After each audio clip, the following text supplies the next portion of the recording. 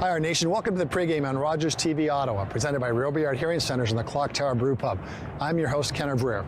Well, the Ottawa RedBlacks will trade paint with the Hamilton Tiger Cats this Saturday afternoon at TD Place, 4 p.m. kickoff. The Tabbies lead the Eastern Conference, and the RedBlacks are still trying to figure out their way in the first half of the CFL campaign. We have plenty of content we're going to share with you, including our Getting to Know Your RedBlack segment with defensive lineman Michael Klassen. We're going to talk football with post-media reporter Tim Baines, and of course, the first word always begins with head coach Rick Campbell. What do you see in Hamilton this year with this team, and how different are they without Mazzoli at quarterback? Their quarterback does a good job. He's a guy where he came from the college program he played at. They threw a lot, so he's used to throwing. They've done a really good job of winning close games, just like last week they came back and won. Right. I think that's a trademark of teams that have success in this league, is they find ways to win the close games, and obviously got some talented guys. Is it a bigger game than just the next game on the schedule because it's Eastern Conference and getting close to that Labor Day? I don't know. I view every single one as hugely important. So yeah. I think this is definitely important because it's this week, but I would have told you that the last weeks or last 8 weeks that everyone's extremely important. It's going to be close this year in this league, and everyone's huge. So it's definitely an important one. Are they a different team with Tim? Are they a different team with Orlando head coach coaching that team? I don't know. He's doing a really good job. I know that. I've known Orlando for a long time, but he's doing a great job, and they've been good the last couple of years, and I know him. I know he does a great job with them. What about scheme-wise, as opposed to the June Jones philosophy? Maybe there's a bit of that in there, but you're facing a different OC now. How does that change their offense? Yeah, it could change a little bit, and a different quarterback, so that always alters things. But they still present challenges. You know, they've got the good receivers, athletic guys that are fast, and so they definitely present challenges. But the guy, their OC now, Tommy Condell's been in this league again for a while, so we're aware of him and all that. But they're doing a good job right now. Coach, with the change in the receiving core, with Thomas not here, and they got a couple of guys who are injured, how does it affect the receiving core, and how do you approach getting them ready for the game this week? Any position group, whatever it is in football, continuity is always a good thing whenever you can get it. Yeah. But the good news is guys like R.J. Harris, who we anticipate back, and Caleb Hawley, Dominique Rhymes, Sinopoli. Yeah. The group as a whole has played a lot of football, and if anything this week, our group we're going to play with has probably played the most CFL football and guys that we've had, so that I'm looking forward to it from that standpoint. What do you see? Brendan Banks, do you do anything special to defend against a guy like that, or is it you just play your defense? You got to play your defense and obviously rally to the ball and get hats on him and try to limit the space he's in. And part of the way about limiting space is getting multiple people around him, and so that obviously will be a priority against a guy like him. Psychologically, Hamilton lost 4 games here. Could that be part of their motivation coming to this one? I'm not expecting you to go to their camp, but if it was the opposite and you lost to a team 4 times in one season, the next season, would that be a motivating factor?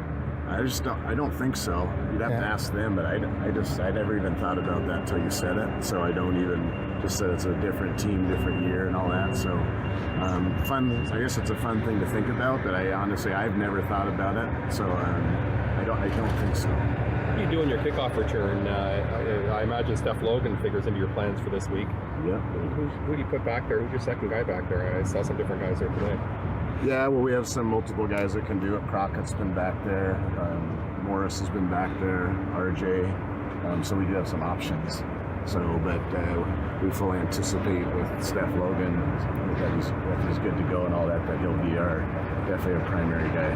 Is a 4 p.m. start time an odd time for guys to get prepared for? Everybody likes it. The earlier the game, the better. So if players and coaches had their way, games would always be in the afternoon, and so I think it's fun. I think it's fun for the fans. I think it's fun for everybody. Good defense win.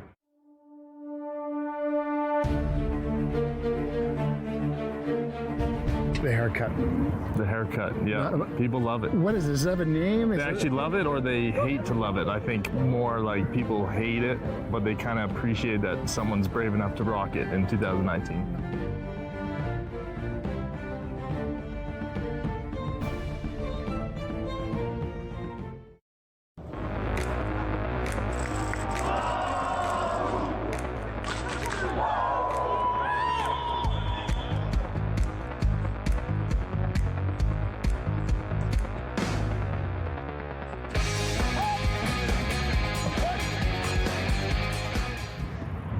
Welcome back to the pregame. The winds of change have targeted the Ottawa RedBlacks roster, and that may not be a bad thing in advance of their date Saturday afternoon against the Tabbies from Steeltown.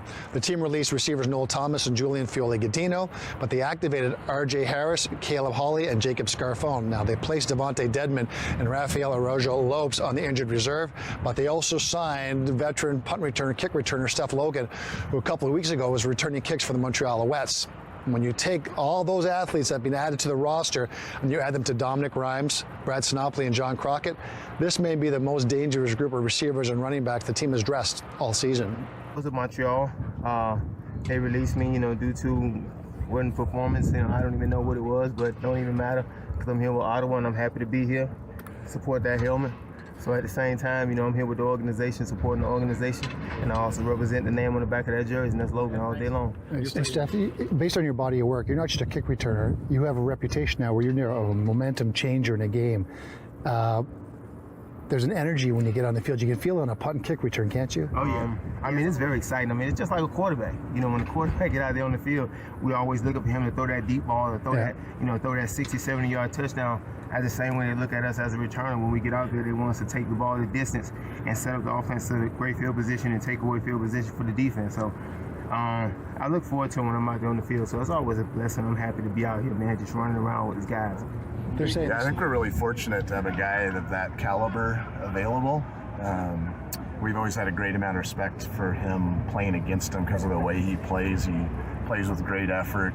He makes really good decisions, gets the ball north and south, and has done it for a long time. So fortunate to have a guy like that available for sure. How do you explain It's it? our biggest game of the year because it's our next game. Yeah. And that's how we treat every game.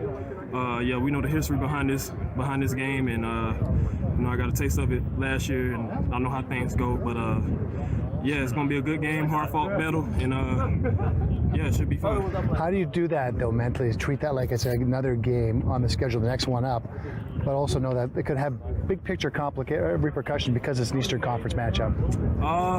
We just try to focus on ourselves here in the building and do the best we can to do the things we got to do to get ready for this week.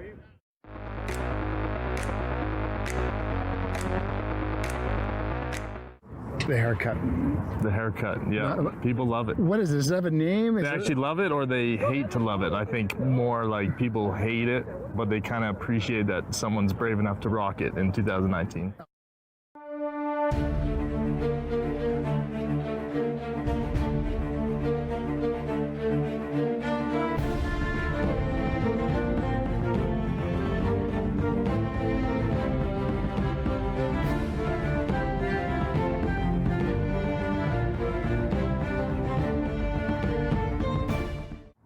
Air Nation, welcome back to the pregame. It is now time for the segment we call Getting to Know Your Red Black. And today it's defensive lineman Michael Klassen, not from Dade County, Florida. No, definitely Inside joke. It's presented by the Clock Tower Brew Pub and Robillard Hearing Centers. MK, how you doing? I'm great, thanks. Let's first get to the obvious one. The haircut. The haircut, yeah. People love it. What is this? Does it have a name? They actually love it or they hate to love it. I think more like people hate it, but they kind of appreciate that someone's brave enough to rock it in 2019. Outside the box, guy. Is that your mentality in life? Is that your mentality you're approaching the game of football? I think I was just born in the wrong era, man. I drive these old cars, I got the old school haircut. I listen to old rock and roll, the 80s rock, the 70s rock. So I think I was just meant to be born in the 60s, maybe. You're a throwback guy. So say if you weren't playing football and you're a musician, first off, what instrument? And second, what band?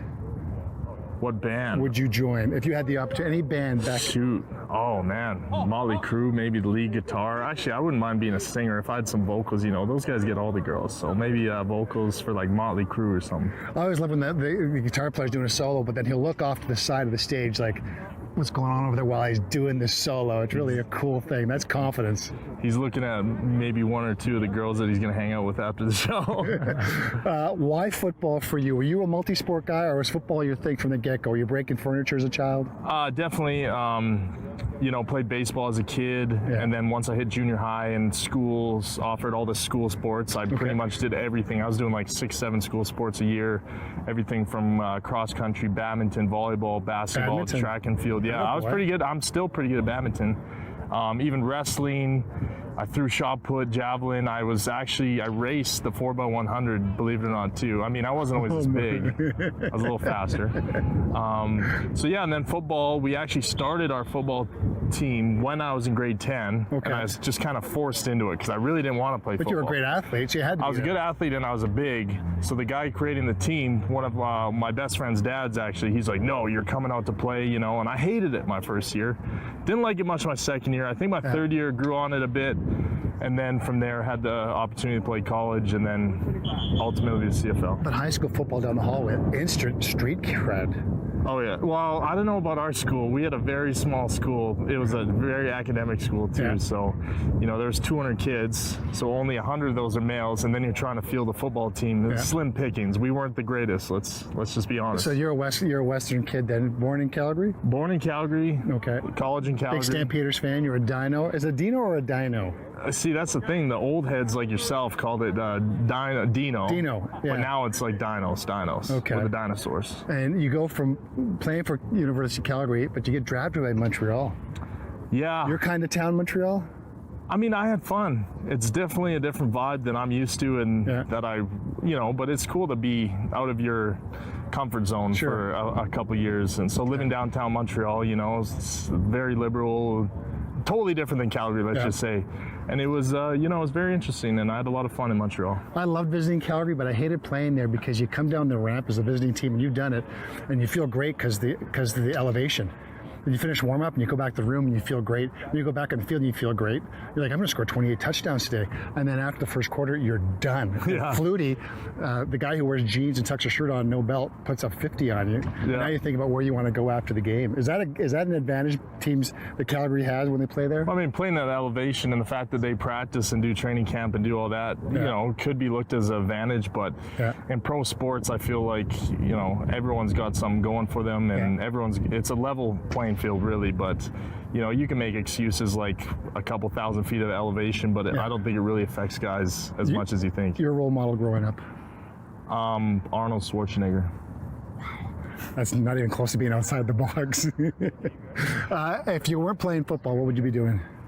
Shoot, I'd probably be involved with the family biz a bit more. What is that? Restaurant business. Okay. Out west, yeah. Maybe, you know, I had an opportunity to go to art school too. I was a bit of an artist back in high school. So who knows, maybe that would have been a totally different path if I went to, you know, Emily Carr in Vancouver versus, you know, the UFC to play football. Wow. Pre-game meal. Pre-game meal, you know, got to have lots of avocado, just real light, like a lot of greens. Light and fast, baby. A little bit of protein like chicken, but light and fast. What do you want them to say about you when the game's done? What do I want people to say? You know, that I worked my ass off, did my job, made a couple big plays. But mainly did my job with 100% effort. All right. Thanks, 9-4. I appreciate it. Thank you very much, man. Class. I appreciate it. You're Ottawa RedBlacks defense lineman. This is Getting to Know You, presented by the Clock Tower Brew Pub and Robillard Hearing Centers.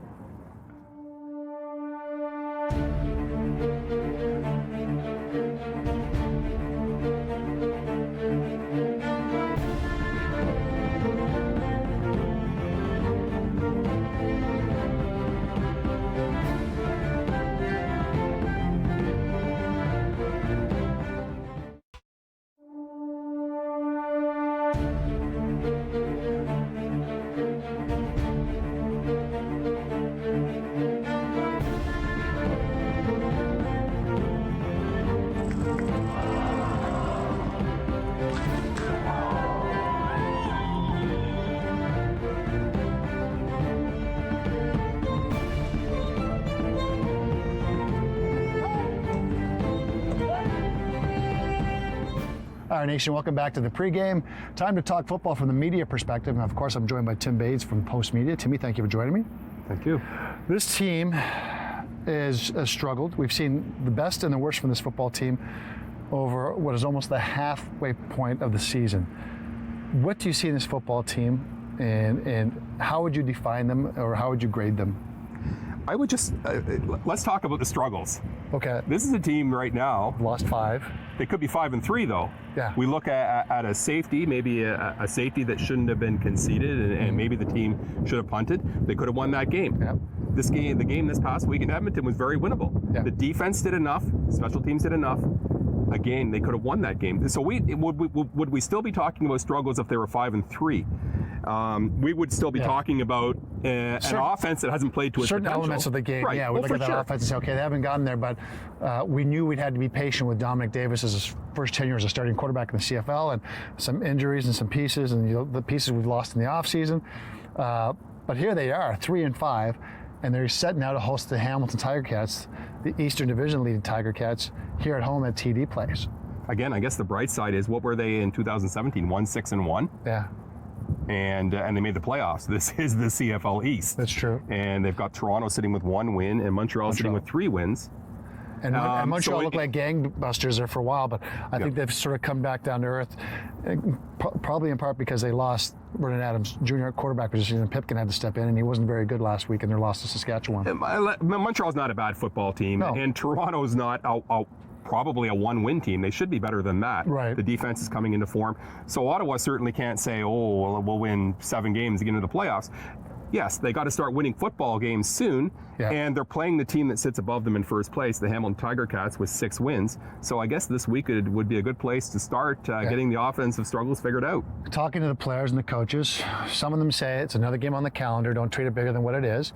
And then some players and some people will say, well, no, this is a bigger game. It's Eastern Conference ramifications. You win this one, it can have big picture ramifications as far as the team is concerned. Is it a bigger game, or is it another game on the calendar? The mantra that comes right down from the coaching staff, and it's driven home every day at practice and in film, in meetings, wherever they are, is that it's all about next game. It's about, that's the most important game.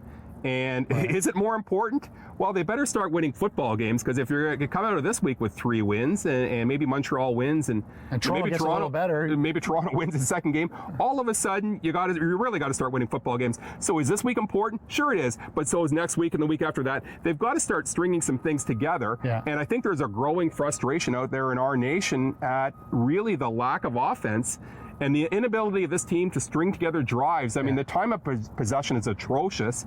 They're last in the league with something like 25 minutes. You've got to hang on to the football. You can't have 2 out after 2 and out. And it falls on a lot of things.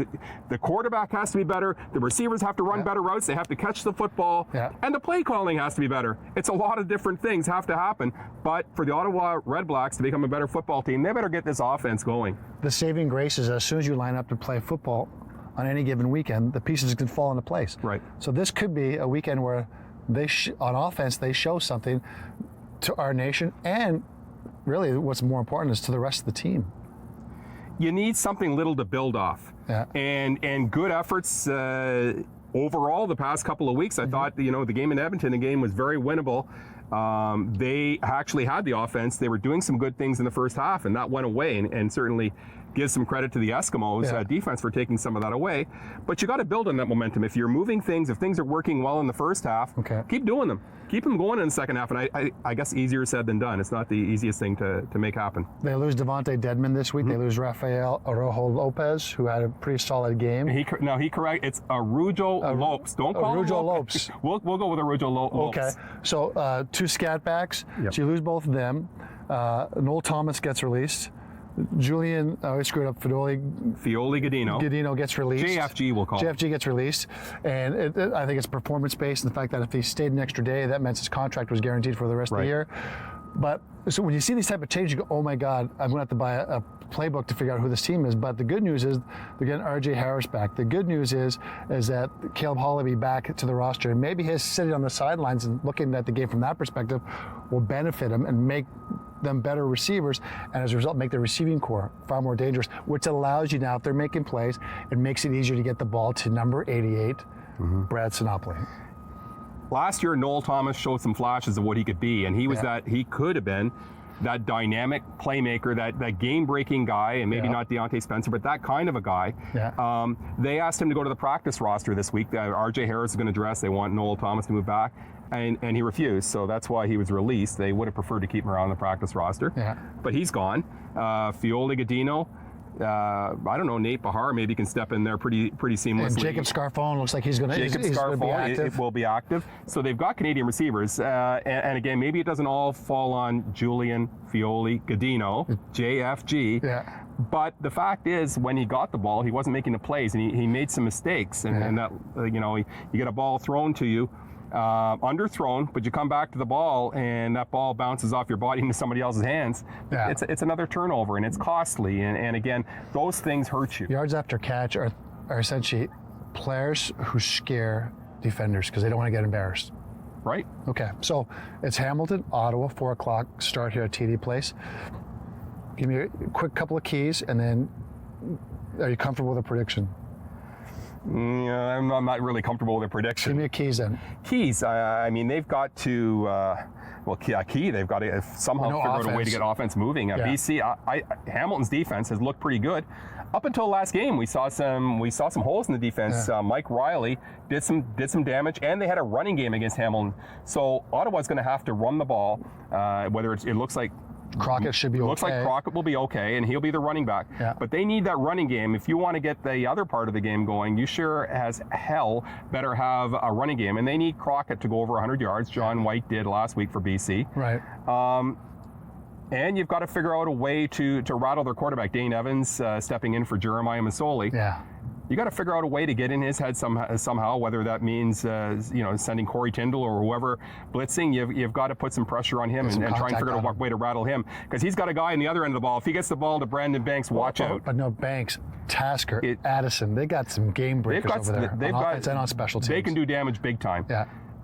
And you can't get momentum. That's another thing. You can't get behind against Hamilton in this game. Ottawa 4-0 against Hamilton last year. If you could fall behind in that first quarter by a lot, turn out the lights, the party's over. And here's the thing, if Hamilton jumps out to a lead and they're up 14, and they lost that 4 last year, they want to win by 50. Right. They're not going to stop. It's a statement game for them in terms of whoever thinks they're going to have that second spot in the East. And I think it's a statement game for them in terms of the Ticats team without Jeremiah Masoli. Our nation, I think, is getting impatient. You're at home. You got a 4 o'clock game on a Saturday. Yeah. You better perform well, because there's impatience there. And we forget that the year they won the Grey Cup, they're 8-9-1. Yeah. They weren't a lot better than they were. Certainly, the statistics look better. Yeah. But the record wasn't a lot better. 8-9-1, and they win a Grey Cup. So the fact in the CFL is you just got to make the playoffs, and you got to be peaking at the right time. Dominique Davis at that time. Yeah. Has to be the Dominique Davis they think he can be. Or Will Arndt, maybe the starting quarterback. Or Will Arndt, or Jonathan Jennings, who knows? Time will tell. It's a waiting game. Henry Burris, maybe. Can you imagine that? That's Tim Baines from Post Media covering the Ottawa RedBlacks. Thanks for spending time with us, brother. Thank you. I appreciate it. So it's the RedBlacks and the Tiger Cats Saturday afternoon, 4 p.m. start here at TD Place. Here are my 3 keys to a RedBlacks victory. Number 1, offense and success on first down. The Ottawa offense has struggled, to say the least, and they need some semblance of success on first down, because if they find themselves in second and long, it caters to the strengths of the Hamilton Tiger Cat defense, and if that's the case, that defense will decimate the RedBlacks offense. So success on first down. Number 2, be special on special teams, especially when it comes to covering punts and kicks. The Tiger Cats are absolutely cold-blooded assassins when it comes to returning punts and kicks, and they build a lot of momentum off success in that phase of the game. So if you can tackle, enjoy lane integrity, maybe cause a turnover or a big hit, capture some momentum of your own through special teams, it will certainly benefit the RedBlacks. And number 3, coaching. The RedBlacks have to out-coach the Hamilton Tiger Cats. Orlando Steinauer and that Ticat staff, one of the best in the league. And I think Rick Campbell and his staff face a daunting challenge having to coach up against a team that has done a great job so far this season. If the RedBlacks can out-coach, out-special teams, the Tiger Cats, and get some success on offense, and you combine that with a defense that played some pretty good football so far for the RedBlacks, that gives themselves a chance to win. If they do all those things, I can see the final score being close. I can see the RedBlacks winning 30-27. If they don't, well, it could be a very long day for our nation and RedBlacks here at TD Place on Saturday afternoon. Thank you for joining me on the pregame. I am your host, Ken Evraire. Shout out to our partners, Robillard Hearing Centers and the Clock Tower Brew Pub. I hope to see you around the ballpark real soon. And again, thank you for joining me on the pregame.